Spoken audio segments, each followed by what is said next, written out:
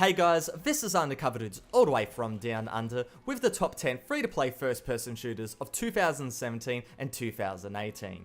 Project Argo is an official standalone conversion of Arma 3, set up as a competitive tactical first-person shooter. The game format is simple, 2 teams of 5 battle over objectives. However, with the hyper-realism of Arma, this game is definitely one of the most difficult on the list. The time to kill is insanely fast, only a few bullets are needed to go and take down an enemy or a teammate. Now I say teammate as well, because in Argo friendly fire is turned on, but you're unable to go and see who is on your team via HUD like you can go and do in the majority of first person shooters. Graphics wise, this game is beautiful, it's Arma 3 through and through, and the frame rate isn't bad as well. Gameplay wise, it's exactly like Arma 3, but it's focused on this 5v5 competitive format. While still work in progress, Project Argo is definitely worth a download for the hardcore shooter fans. Line of Sight is a game developed by Blackspot Entertainment, the studio made up of former members from Dubik being the original makers of combat arms. Line of Sight was on this list at the start of the year, and it holds its place due to its fast-paced military-based gameplay. There are superpowers, but in my opinion, the game flows better with this option turned off. It's better to let the weapons and the skill do the talking. The amount of weapons have been expanded significantly since the last time I looked at this game, along with the implementation of some new maps. On top of this, suppressors, different magazines, different bullet types, barrels, laser sights, etc. are just some of the customization options, along with a new variety of paint jobs for your weapons. A professional Counter-Strike Global Offensive player by the name of Cloud9 Strad has said that Line of Sight is a Counter-Strike Global Offensive clone, but I feel that Line of Sight does go and have a lot of influences from the main games like Counter-Strike Global Offensive, Battlefield, Call of Duty and so on. Its core roots are in the early free-to-play first-person shooters like Combat Arms and Alliance of Valiant Arms. Overall, Line of Sight is a great free-to-play first-person shooter, and as I said before, this game was on the list that I made at the start of the year, but will it be on the next list that I go and make? Consider subscribing so you don't miss out. Tribes Ascend is a fast-paced first-person shooter developed and published by Hi-Res Studios more than 5 years ago. The game has very much been forgotten after Hi-Res's success with Smite and Paladins, and while the development of the game is not really active, the community is still attempting to go and rise from the ashes. Even at 3 PM in the afternoon on a weekday, there was quite a few games on the Oceanic server, and so overall the community is still there for sure. The game revolves around violence, speed, and momentum. By holding spacebar, you remove all the friction from your feet, and you're able to go and travel at insane speeds. The game features a class-based loadout system, where each loadout specifies what type of armor the player has, along with their weapons and items. The player can go and swap what loadout they're using in-game, so they can go and respond to what the enemy is trying to do, or try to go and do something a little bit different if the formula isn't working.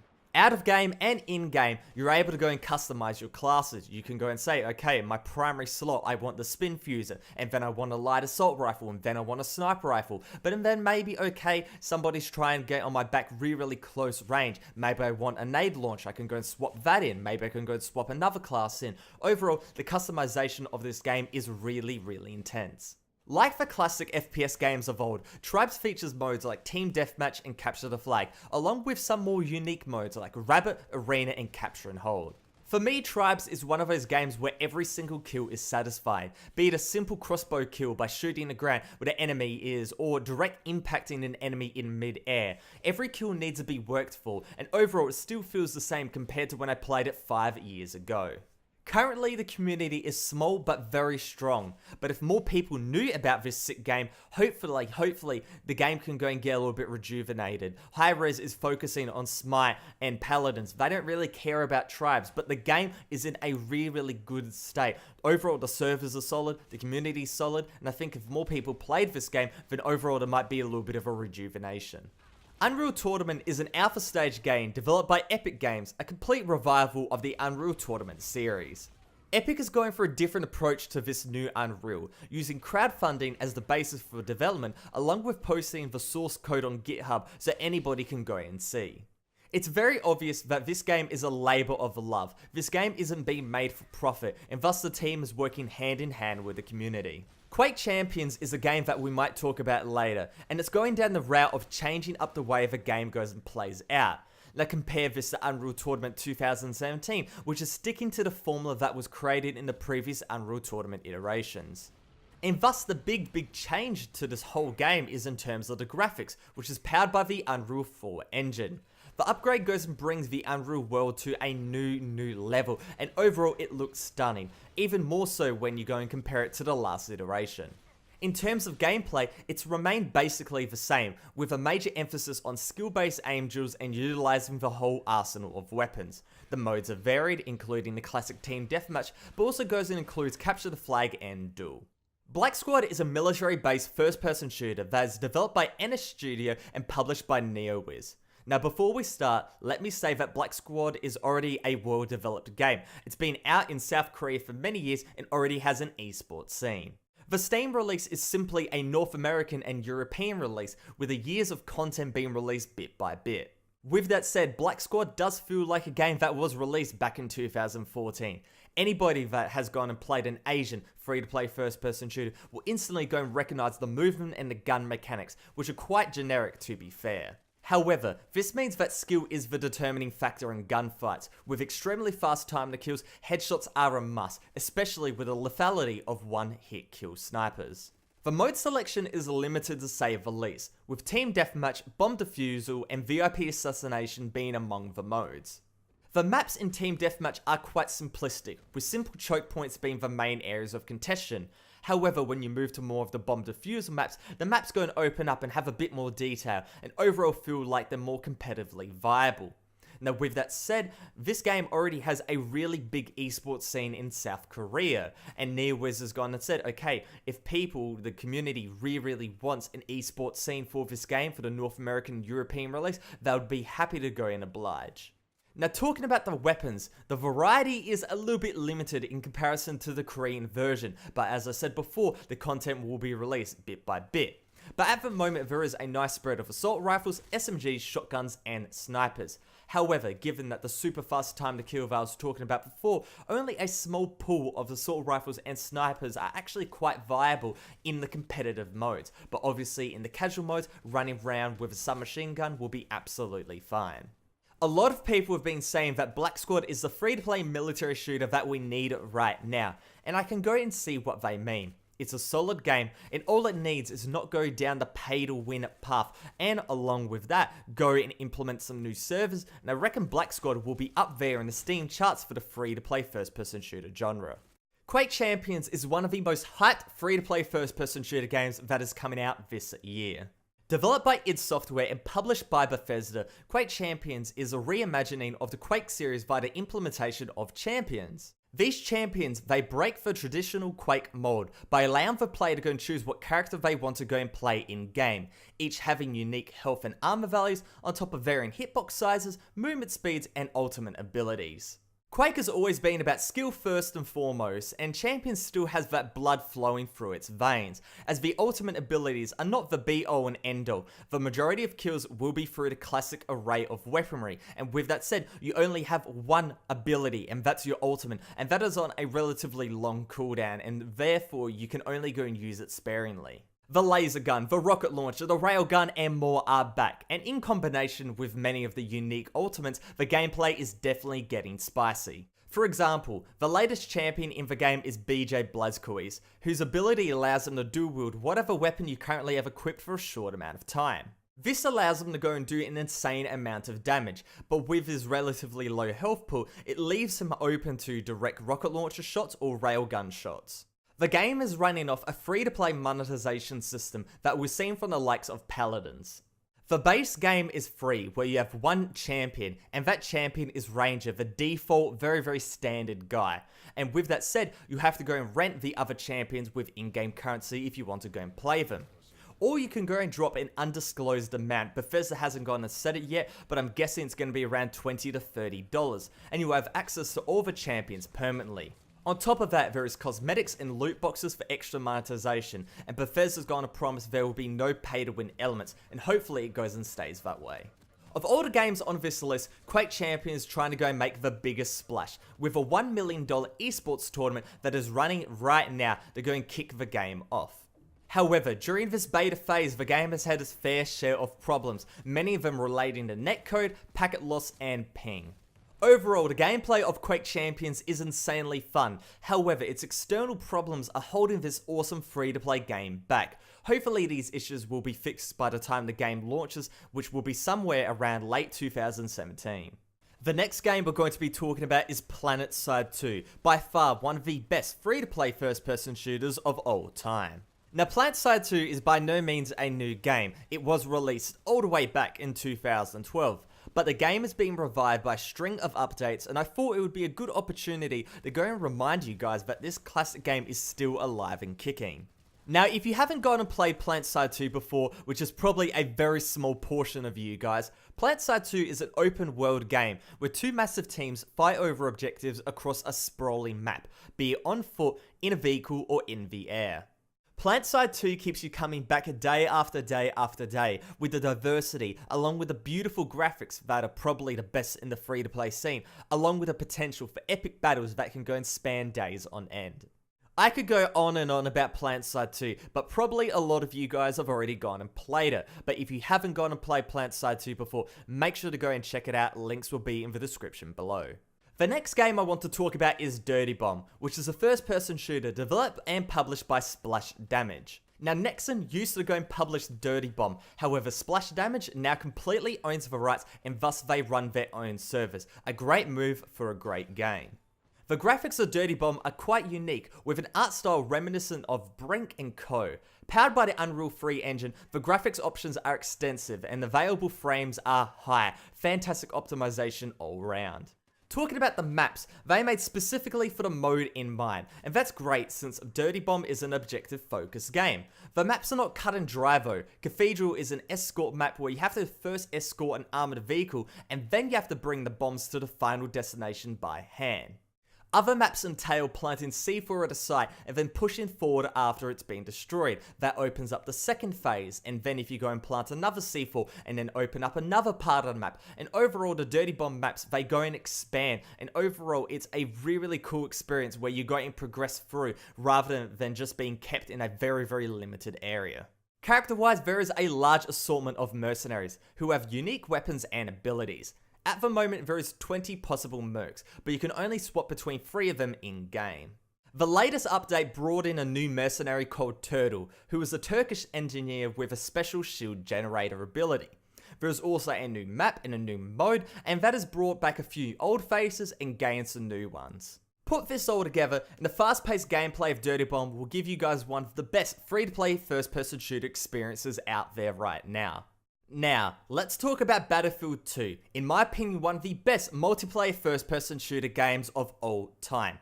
Characterizing many of the industry-defining traits like different classes, large and detailed maps, along with classic modes like Conquest, Battlefield 2 is a game for the ages. Now, Battlefield 2 back in the day, it was a pay-to-play title. However, the game has been abandoned for so long, it's in a state of abandoned where EA doesn't really care about it. And the guys at Battlelog has gone and revived the game through the Revive initiative. And basically, they've gone and revived not only Battlefield 2, but also Battlefield 2142, and there is a really active community behind it.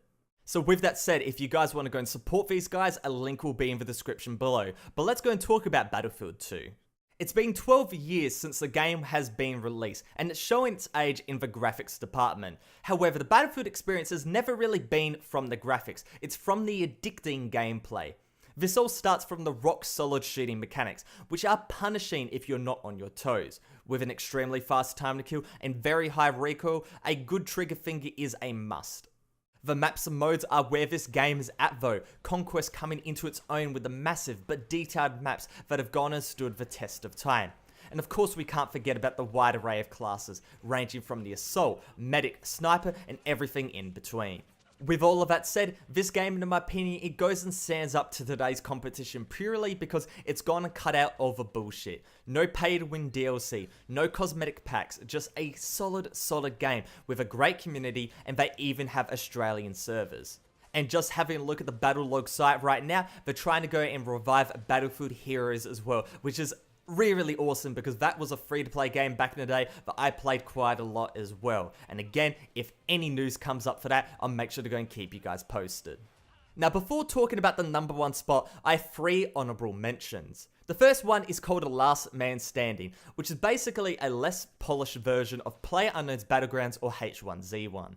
Despite being a third-person shooter, like the 2 games it tries to go and emulate, Last Man Standing also has the option to go and toggle to a first-person mode, so I thought it wouldn't be a bad idea to go and chuck it in the honorable mentions section since it doesn't exactly fit into the main list.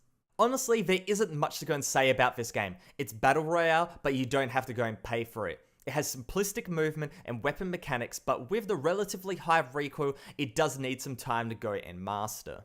Last Man Standing has a very wide open map, but with no vehicles, which means that fights will go and focus around small areas, and then everybody goes and jumps in and turns it into a massive brawl. The reason why, with that very wide open map, there isn't actually that much that you can go and see very close to each other. It's quite spread out, and that means with a very high render distance, you'll be able to go and see people from like a K away, and then say, okay, I want to go and join in that fight, and then overall it just goes and erupts, and it is a pretty cool experience. However, the game has a chronic case of, I have way too many meds and I can just get all of my health back in an instant, kind of like H1Z1. But overall, the super arcadey feel goes and works for this game, and it's fun if you don't have any of the paid titles that I talked about before. The second one is a game called Midair, which looks to be a 2017 reimagining of Tribes Ascend. While having simpler graphics, Midair attempts to go and solve all of Ascend's problems for a tight-knit community. Currently, the game is in an alpha stage, and it costs $35 to go and access the beta, which will start in mid-August. However, in November the game will have an open beta, so everybody can go and try it out. I personally have not gone and played this game, and hence why I'm putting it in the honorable mention slot. I think it looks like a great game. I think the team has a really good, the head is on their shoulders for sure. But with that said, I personally haven't played it, and therefore I can't go and give it a true recommendation.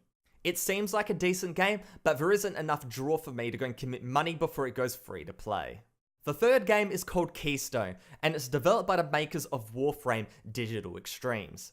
According to the game's website, Keystone is a game where every move transports you into an epic battle, blending first-person shooter action and deck-building strategy for an all-new type of team-based first-person shooter. Now, Digital Extremes have also gone and released a statement saying that with the look and feel of the 1970s retro pulp era, Keystone will take players on a journey through a multiverse that begins on the starting square of an intriguing, mystical board game.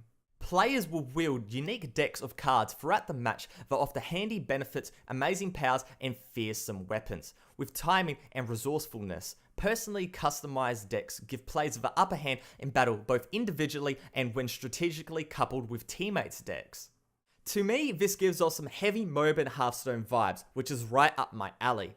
At the moment, the game is in alpha, so there is no gameplay released onto YouTube, and like Midair, I have not gone and played Keystone. But with that said, Keystone is probably going to have an NDA, probably has an NDA right now, and so even if I did play it, I couldn't be talking about my experiences anyway. So with that said, this is very, just based off what we have, based off the information of what we have. And with that said, it seems like this game is going in a very unique direction.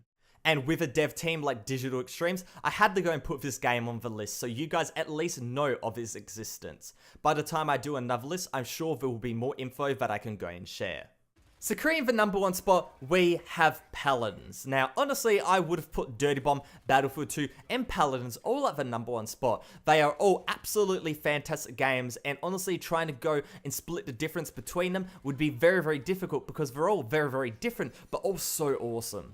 But with that said, Dirty Bomb and Battlefield 2, they're more unknown, and so I wanted to go and give the spotlight to those games first before we dabbled into a more popular game, because most people go and leave the video gradually, and by the time they actually get to the number 1 spot, it's only like 25%, so I wanted to go and give the spotlight more towards those games that haven't got as much of a community behind them. But with that said, Paladins is still rapidly rising in popularity. Compared to Overwatch, this game really is nothing, but it's trying to go and rise up the Steam charts and is doing it quite well. It's a hero shooter that is making really big waves in the genre, and it's stealing across quite a few Overwatch fans to boot.